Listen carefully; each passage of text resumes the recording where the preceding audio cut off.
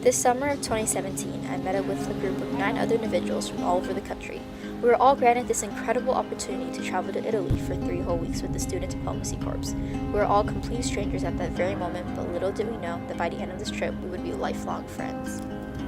We first landed in Rome, where we took a shuttle bus to the place we would be staying at for the next 3 days.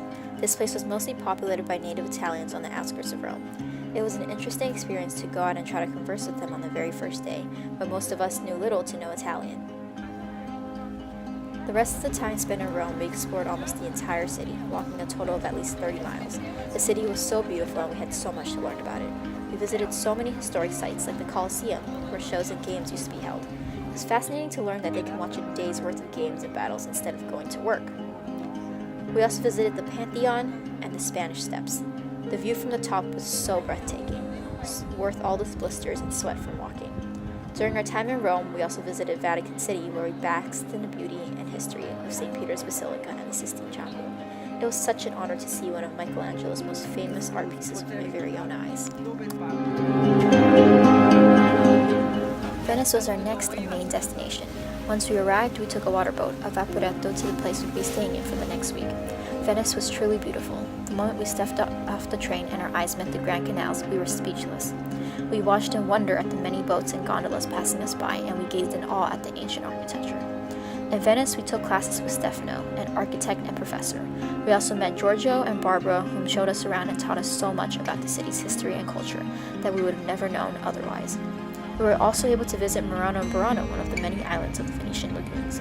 In Murano, we witnessed firsthand the making of the famous Murano glass.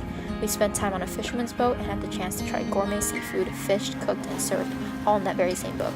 It was undoubtedly one of the best meals I've ever had in my life so far. After Venice, we were off to another adventure in Treviso, a small countryside town where we would be staying in with our host families. During our time with our families, we visited many places nearby, from Cortina to Tambre. We were completely mesmerized by the Alps towering above us in Cortina. I also spent a lot of quality time with my host family and got to know them well. I cooked them traditional Chinese food and they taught me delicious Italian recipes such as tiramisu. After Treviso, we also had the chance to visit Croatia and Slovenia, where we learned about the influence that Venice has on its neighboring countries. We witnessed some of the most beautiful sunsets and most clear waters there.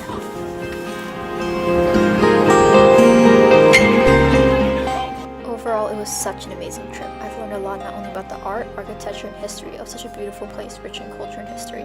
I've also learned a lot about the people there and built lasting friendships and connections.